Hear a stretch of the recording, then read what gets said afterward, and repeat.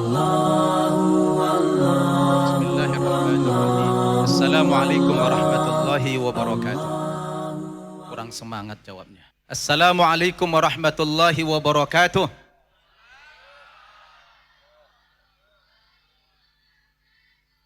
Kuat kali. Alhamdulillah. Alhamdulillahilladzi nazzala al-furqana ala abdihi liyakuna lil alamina nadhira. Wassalatu wassalamu ala Rasulillah Sayyidina Muhammad ibn Abdillah wa ala alihi wa ashabihi wa mawalah. Amma ba'd. Qala Allah subhanahu wa ta'ala fil Qur'anil Karim. A'udzu billahi minasy syaithanir rajim. Ya ayyuhan nas qad ja'akumur rasulu bil haqq min rabbikum fa aminu khairal lakum wa in takfuru fa inna lillahi ma fis samawati wal ard wa kana Allahu aliman hakima. Wa qala aidan ya ahlal kitab qad ja'akum rasuluna yubayyinu lakum ala fatratin minar rusul an taqulu ma ja'ana min basyiri wa nadhir faqad ja'akum basyiru wa nadhir wallahu ala kulli syai'in qadir. Wa qala Rasulullah sallallahu alaihi wasallam walladhi nafsu Muhammadin biyadihi la yasma'u bi ahadun min hadhihi al-ummah yahudiyyun wala nasraniyun thumma yamut wa lam yu'min billadhi ursiltu bih illa kana min ashabin nar atau kama qala Rasulullah sallallahu alaihi wasallam. Yang sama-sama kita hormati para pimpinan kita, khususnya Bapak PLT Gubernur Aceh. Mohon maaf karena waktu yang diberikan kepada saya hanya 20 menit, jadi saya jamak saja penghormatannya. Semua yang hadir ini adalah orang-orang terhormat. Wabil khusus kepada duyufunal kiram al-qurra khassatan min Misr, Syekh Toha Nu'man. Bapak-bapak, ibu-ibu, tidak lupa yang saya muliakan Imam Besar Masjid Raya Baitur Rahman, Banda Aceh. Hadirin dan hadirat rahimakumullah. Alhamdulillah, walhamdulillah, thumma alhamdulillah. Malam ini saya sangat bersyukur kehadirat Allah subhanahu wa ta'ala. Dapat hadir untuk yang kedua kalinya. Tampil di masjid, di halaman Masjid Raya Baitur Rahman. Atas undangan pimpinan daerah kita, Gubernur, yang dulu juga kurang lebih 5 tahun yang lalu saya pernah hadir undangan Bapak Gubernur Dr. Zaini di acara yang sama Maulid Nabi Muhammad sallallahu alaihi wasallam. Dan kalau tidak salah acara Maulid waktu itu qori'nya juga Ustadz Syekh Toha. Jadi kami ini sepertinya pasangan abadi ini ya. Alhamdulillah. Hanya saja waktu itu saya tidak jumpa dengan beliau karena makomnya beda. Beliau makomnya di makom suyukh, kita makomnya orang-orang kecil.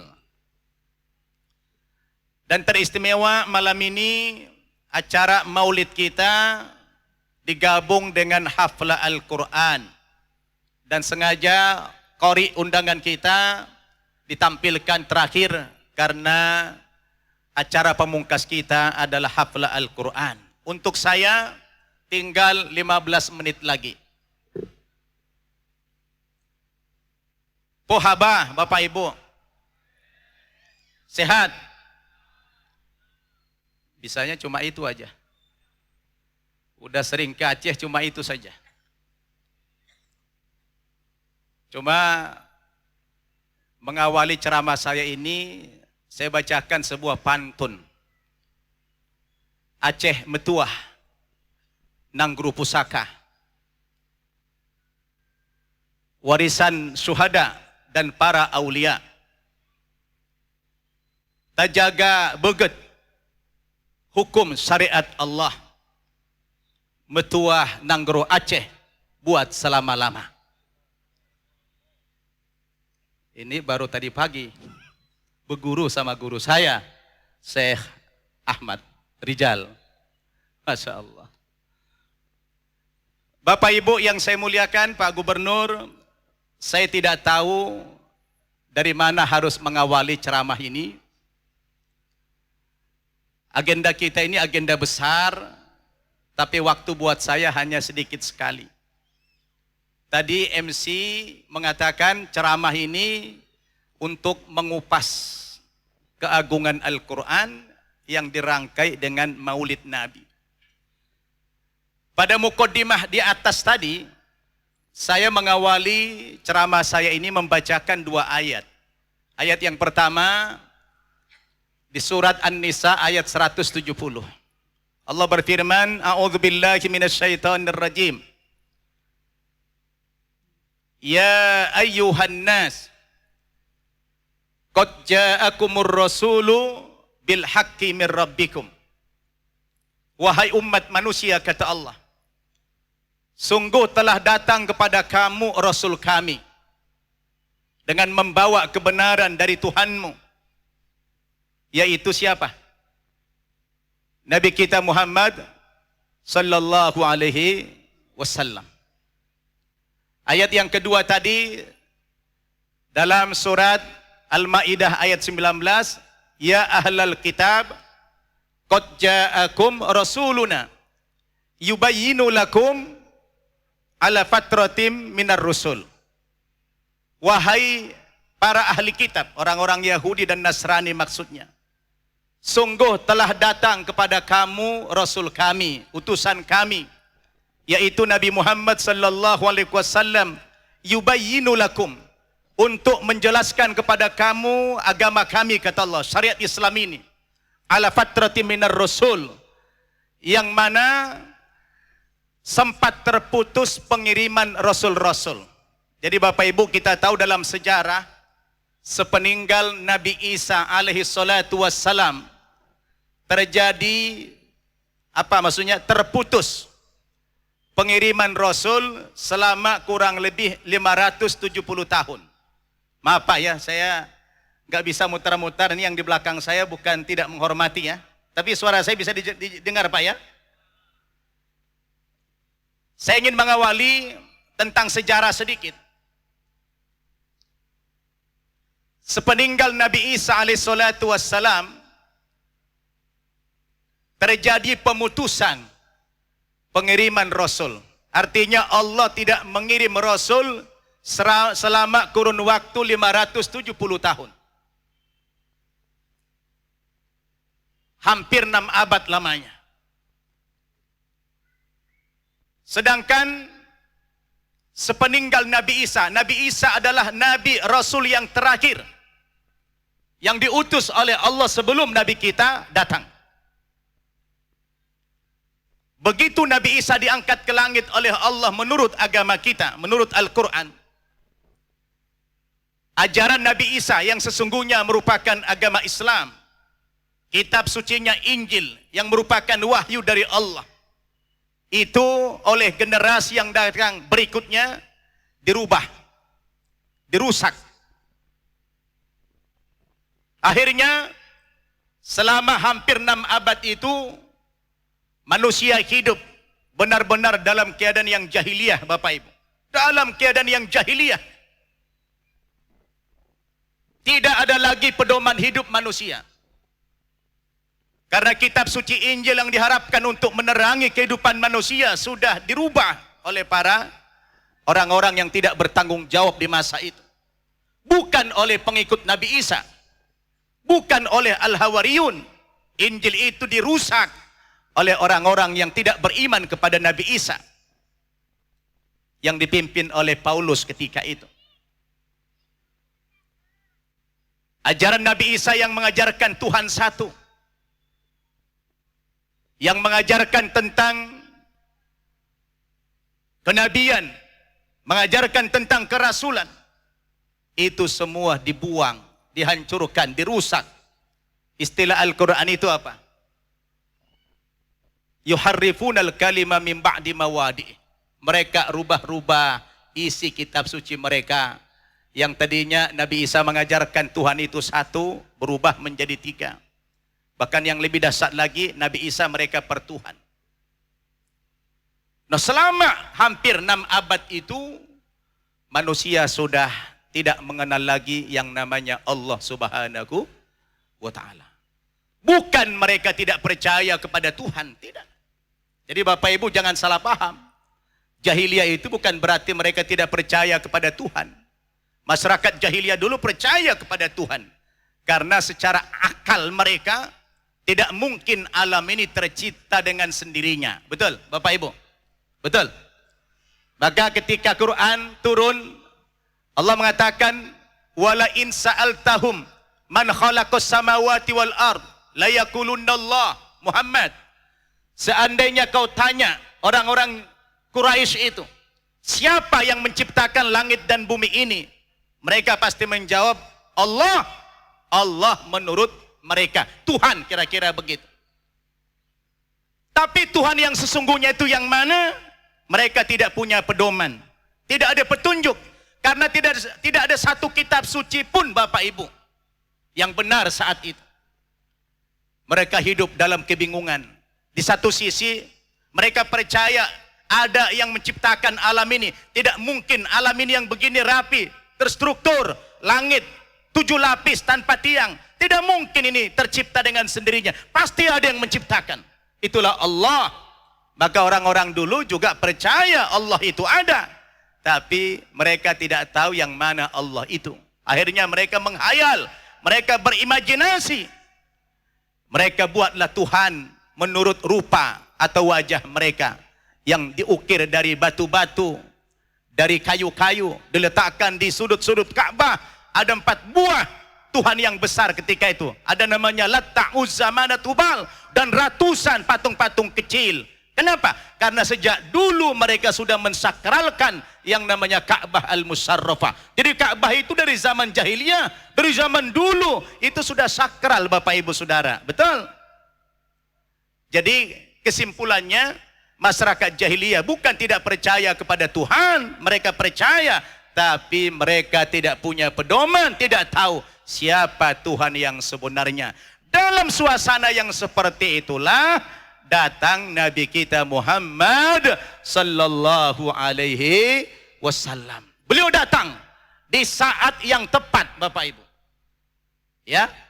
Beliau hadir itu di saat yang tepat. Masyarakat sudah jahiliyah. Masyarakat sudah rusak, masyarakat sudah hancur. Disitulah Nabi kita diutus oleh Allah Subhanahu wa Ta'ala. Dan di awal-awal Nabi berdakwah merubah masyarakat itu Pak, Masya Allah, sulitnya bukan main. Tidak mudah orang Arab menerima ajaran Muhammad ini. Apalagi ajaran Islam ini Pak, Bu, bertolak belakang dengan situasi dan kondisi masyarakat Arab ketika itu. Coba bayangkan, Nabi Muhammad membawa ajaran Islam di tengah-tengah masyarakat Arab yang panas. Tiba-tiba di situ ada ajaran puasa. Bayangin Pak, panas-panas disuruh puasa. Hah? Mudah nggak menerima itu? Sulit. Kemudian datang ajaran Nabi Muhammad mengajarkan sholat. Yang mana sholat itu harus bersuci dulu.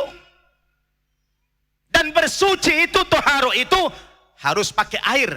Padahal di Arab saat itu air susah. Bayangkan, orang lagi kesulitan air, disuruh salat pakai air dalam wudu. Begitu juga orang yang junub, disuruh mandi pakai air. Arab yang kering, yang susah air, datang ajaran Islam, orang junub suruh mandi pakai air. Sulit diterima oleh orang Arab, Pak. Betul? Di masyarakat Arab waktu itu makanan susah.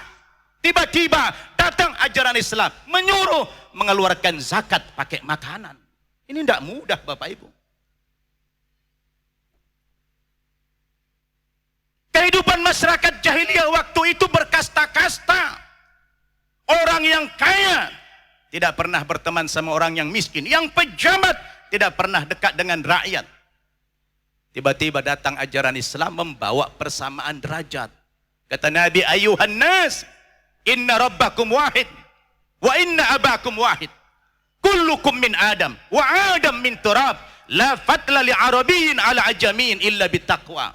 Wahai umat manusia, sesungguhnya Tuhan kamu satu, nenek moyang kamu satu, semua kamu berasal dari Adam. Adam diciptakan dari tanah. Tidak ada perbedaan Arab dengan yang bukan Arab, kecuali takwanya kepada Allah. Inna akramakum indallahi atqakum.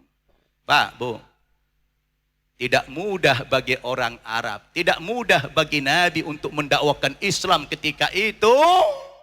Yang mana ajaran Islam yang dibawa Nabi ini sangat bertentangan dengan keadaan masyarakat Arab ketika itu.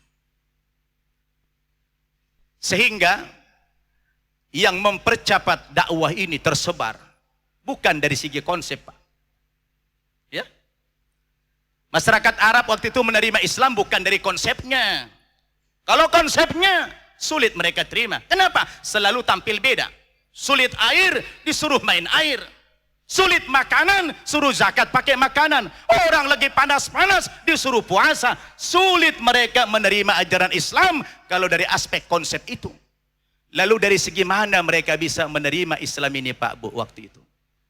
Dari akhlak Rasulullah sallallahu alaihi wasallam. Dari akhlak. Hanya dari akhlak saja. Karena waktunya terbatas, saya kasih satu saja. Apa akhlak Nabi yang paling berkesan, yang mudah diterima oleh orang Arab, lalu orang itu kagum kepada Nabi? Apa? Yang paling mereka kagumi itu adalah akhlak Nabi tentang kelemah lembutan Rasulullah sallallahu alaihi wasallam. Kelemah lembutan dan tawaduk Nabi itu. Itu yang dilukiskan dalam Al-Quran.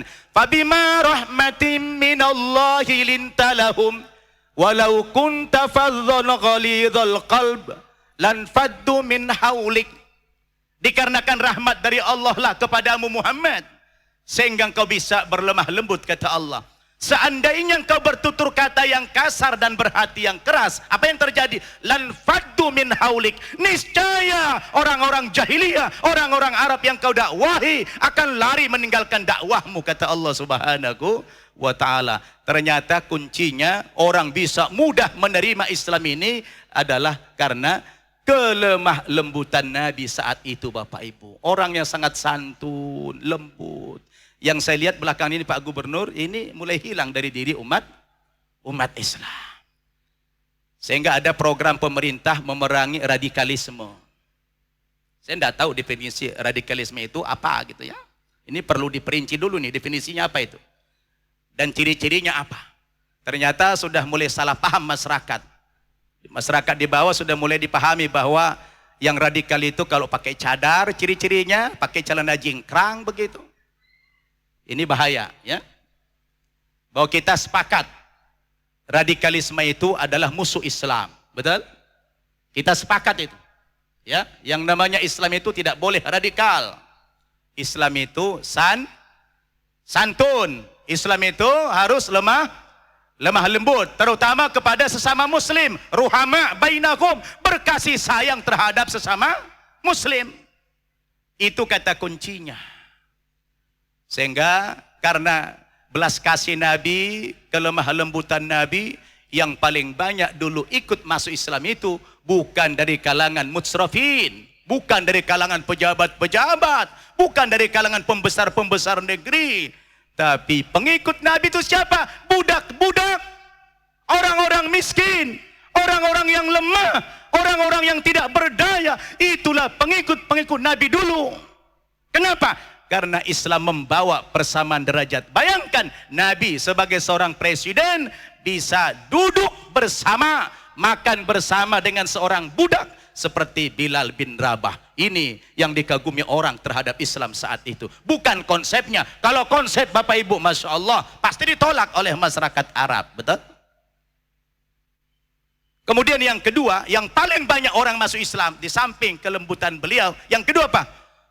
Adalah karena kemukjizatan Al-Quran, Pak. Nah, ini terakhir ceramah saya.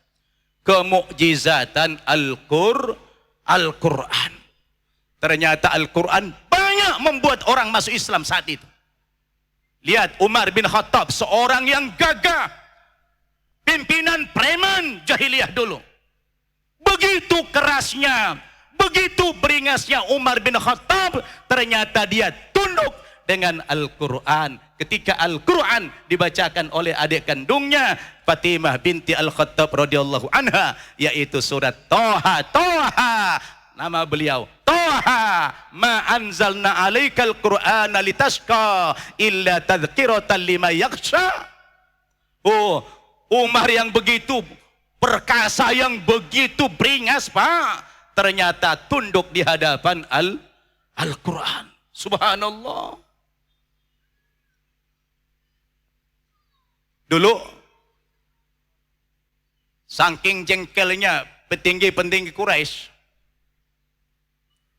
melihat pengikut Nabi Muhammad semakin banyak, terutama dari orang-orang yang kecil. Itu mereka mengutus seorang penyair, seorang pujangga, seorang ahli sastra yang paling top di masa itu, namanya Abul Walid. Ini diutus oleh pimpinan Quraisy. Ngapain? Untuk menjumpai Nabi. Ingin mendengar apa yang selalu didengung-dengungkan oleh para pengikutnya tentang Al-Quran. Ini seorang penyair tulen. Ketika dia jumpa dengan Rasul, Bapak Ibu, ketika jumpa dengan Rasul, dia ingin tantang Nabi Muhammad. Karena dia seorang penyair. Dia ingin mendengarkan Al-Quran yang dia bacakan, yang banyak orang masuk Islam karena Al-Quran itu. Akhirnya Rasul kita, Pak Bu, membacakan surat Fussilat dari ayat pertama sampai terakhir di hadapan Abul Walid. Seorang yang kafir, ketika dia mendengarkan ayat Quran dibaca Nabi, itu Abul Walid tertegun menangis. Walaupun saat itu belum ada hidayah kepada Abul Walid, tapi dia kagum dengan bahasa Al-Quran. Sampai dia pulang kepada kaumnya mengatakan, itu yang dibaca Muhammad, itu bukan syair, bukan syair, bukan sihir. Tapi itu luar biasa. Akhirnya oleh orang-orang Quraisy bikin pengumuman, nggak boleh masyarakat Quraisy mendengarkan Quran. Maka turun ayat mengatakan, wa qala alladzina kafaru la tasma'u li hadzal Qur'an walghaw fihi la'allakum taghlibun. Berkata orang-orang kafir, la tasma'u li hadzal Qur'an. Hei masyarakat jahiliyah, masyarakat Quraisy, jangan kamu dengarkan Al-Qur'an itu. Jangan kamu dengarkan Al-Qur'an. Karena mereka takut dengan Quran, Pak. Sebab kalau mereka dengarkan Quran itu, bisa-bisa mereka pada masuk Islam. Betul? Kenapa? Karena mereka orang Arab, paham itu tentang Al-Quran. Dari segi bahasa tentu jauh tinggi sekali di atas bahasa Arab pada umumnya. Walau fihi, bikin mereka hiruk fikuk, la'allakum taghlibun, supaya kamu kelak bisa mengalahkan mereka. Ternyata Pak, kalau kita baca ayat ini, kata kuncinya untuk mengalahkan orang Islam tidak perlu dengan senjata, dengan martir, dengan bom. Menaklukkan orang Islam dengan apa? Jauhkan umat Islam dari Al-Quran. Jauhkan umat Islam dari Al-Quran. Itu yang paling. Maka Rasul, dikit lagi ya. Boleh pendidik dikit lagi ya. Terakhir nih ya. Makanya Rasul, Pak, selalu gelisah sebelum beliau meninggal. Dia pernah curhat kepada Allah. Beliau khawatir nanti sepeninggal Nabi, Al-Quran ini akan dicemoohkan oleh umatnya. Curhat Nabi itu, Pak Bu, diabadikan dalam Quran surat Al-Furqan ayat 30. Wa qala ar-rasul, ya Rabbi, inna qaumi ittakhadhu hadzal Qur'ana mahjura. Masya Allah. Ini curahan hati Nabi kepada Allah. Ya Allah, sesungguhnya yang paling aku takutkan daripada umatku sepeninggalku nanti apa? Inna qaumi ittakhadhu hadzal Qur'ana mahjura. Nanti mereka jadikan Al-Quran ini sesuatu yang mereka cemoohkan, sesuatu yang disepelekan, sesuatu yang diabaikan. Karena ini yang ditakuti oleh orang-orang kafir. Sebab kalau sudah Al-Quran jauh daripada umat Islam, gampang sekali menaklukkan orang Islam itu. Karena ruh kita adanya di mana, Pak? Adanya di mana, Bu? Kehebatan umat Islam di mana? Bukan pada harta, bukan pada jabatan. Baca sejarah, pengikut Nabi yang pertama adalah orang-orang du'afa, orang-orang mustad'afin, orang-orang budak. Tapi dari kalangan orang-orang yang lemah ini, Islam terangkat ke seluruh dunia. Bapak Ibu, yang mengangkat derajat umat Islam ini bukan kekayaan, bukan harta, tapi Al-Quran. Seorang budak akan mulia. Seorang budak akan mulia kalau di dalam dirinya itu ada Al-Quran.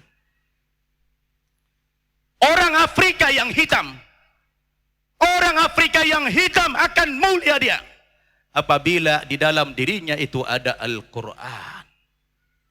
Orang yang miskin akan terangkat derajatnya apabila di dalam dirinya ada Al-Quran. Makanya Umar bin Khattab radhiyallahu anhu dulu pernah mengatakan, nahnu kunna adalla qaumin fa'azanallahu bil Islam famahma tatlubul izzata bighairi adallakumullah. Ini kata Umar. Dulu, kata Umar, sebelum datang agama Islam ini, sebelum turun Al-Quran ini, kita termasuk orang-orang yang hina, kata Rasul, kata Umar. Kita orang yang hina. Kita sebagai bangsa, sebagai umat yang tidak pernah diperhitungkan oleh pihak manapun. Kita kaum yang lemah, kita kaum yang hina. Lalu apa? Fa'azzanallahu bil Islam, ay bil Quran.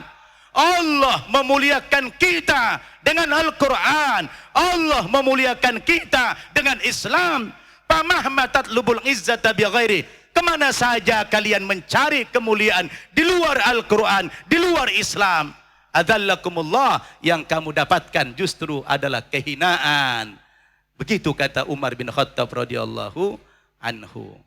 Saya dulu Pak Gubernur mantan aktivis Kristen. Saya dulu mantan aktivis Kristen. Terasa beda kemuliaan di dalam Islam dengan dulu. Terasa beda. Di dalam Islam kita ini, Allahu Akbar, kita sangat luar biasa merasakan kemuliaan. Ternyata yang mengangkat derajat kita itu apa? Bukan harta, bukan jabatan, tapi Al-Quran. Oleh karena itulah Bapak Ibu, pesan moral saya terakhir pada ceramah yang singkat ini, kebetulan kita maulid dirangkai dengan hafal Al-Quran ini. Dulu saya katakan tadi, orang berbondong-bondong masuk Islam dengan dua sebab yang utama. Yang pertama kenapa? Karena kelemah lembutan Rasulullah Sallallahu Alaihi Wasallam. Bukan karena konsepnya yang begitu hebat, tapi karena kelembutan Nabi dengan akhlak. Ini yang hilang sekarang, yang harus kita kembalikan. Yang kedua, orang dulu berduyun-duyun masuk agama Islam adalah karena kehebatan Al-Quran. Makanya Allah Subhanahu wa Ta'ala memberikan mukjizat yang paling besar kepada Nabi yang terakhir. Bukanlah membelah gunung, bukan membelah langit, tapi mukjizat yang paling besar Allah berikan kepada Nabi terakhir itu adalah Al-Quran. Pak, Bu, para Nabi dan Rasul terdahulu Allah berikan mereka mukjizat-mukjizat besar. Karena kita tidak hidup sezaman dengan mereka, kita tidak menyaksikan mukjizat mereka. Betul? Kita juga tidak hidup sezaman dengan Nabi kita Muhammad sallallahu alaihi wasallam. Kita tidak pernah berjumpa dengan beliau.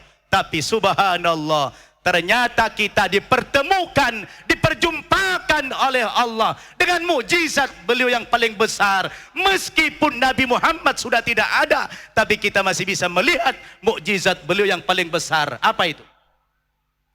Al-Quran. Coba, Nabi Musa diberikan mukjizat apa? Tongkatnya bisa membelah lautan. Habis itu, selesai. Betul? Tongkatnya bisa berubah menjadi ular dan menerkam ular-ularnya tukang Fir'aun. Habis itu selesai. Tidak bersambung, tidak bisa kita lihat jejak-jejaknya itu. Nabi Nuh juga begitu. Nabi Ibrahim juga begitu.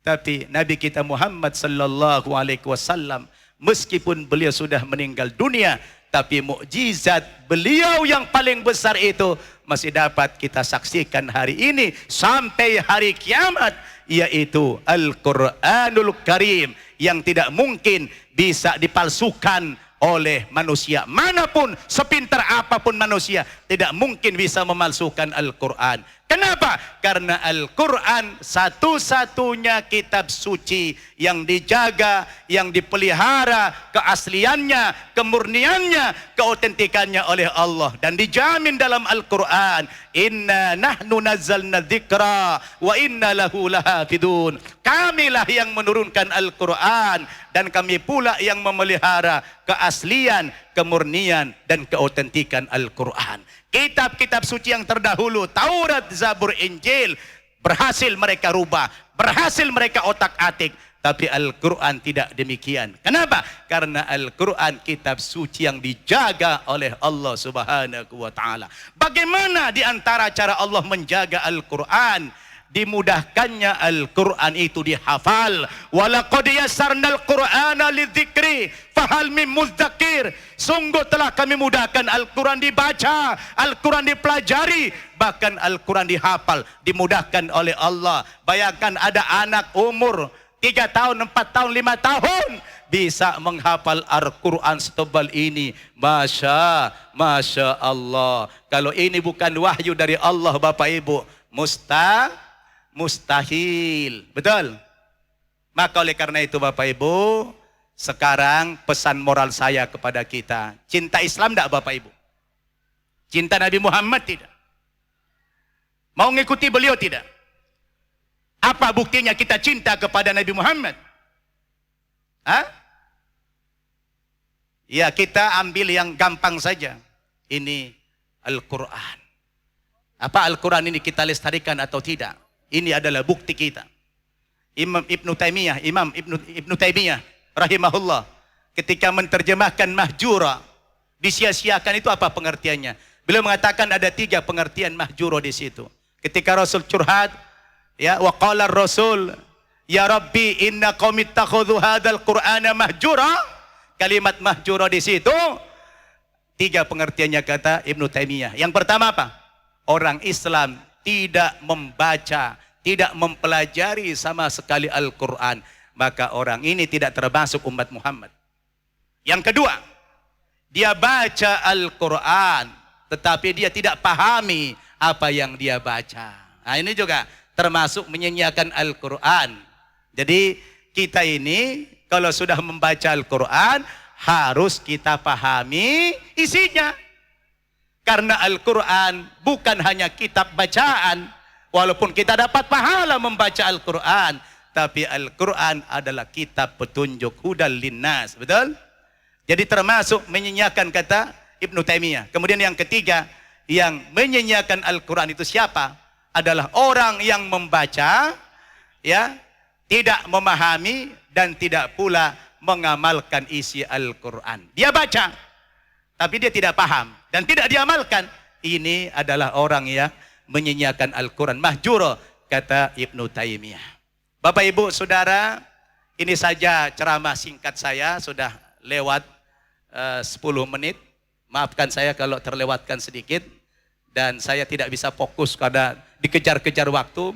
Biasanya di tempat lain saya ceramah 3 jam Pak Gubernur ya.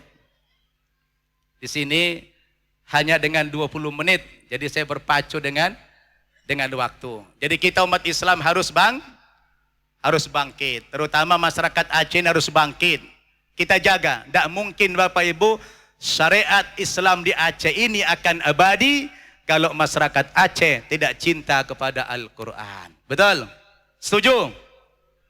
Nah sekarang yang paling kita khawatirkan di pusat, ya, di pusat ada rencana pemerintah, terutama dalam hal ini Kementerian Agama, ingin merubah semua buku-buku pelajaran agama yang selama ini dikesankan pelajaran agama di sekolah-sekolah itu dianggap bisa berpotensi melahirkan radikalisme. Kita tidak tahu, tapi yang pasti waspada.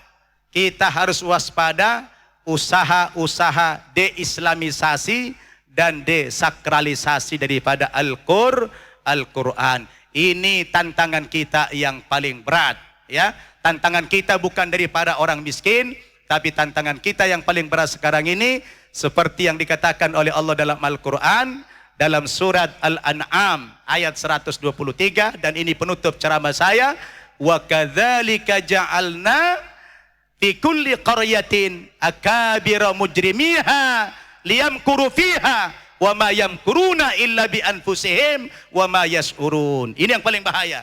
Dan kami jadikan di setiap negara itu, kata Allah, ada akabira mujrimiha, para pembesar-pembesar negeri yang menjadi musuh-musuh dakwah daripada Islam ini. Ini yang paling kita khawatirkan Bapak Ibu, ya.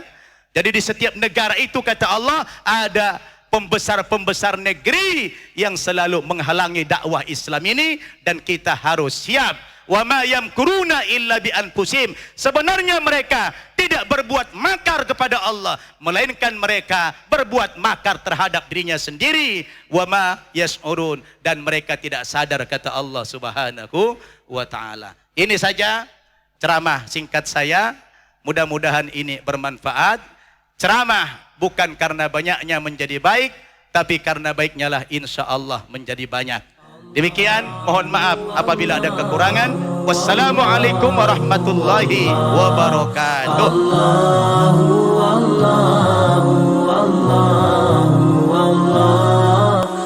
Hadirin yang dimuliakan Allah, sampailah kita mendengarkan haflah Qari Internasional yang akan dilantunkan oleh Syekh Thaha Muhammad Nu'man Hussein, berasal dari Mesir, dan sekaligus ditutup dengan doa.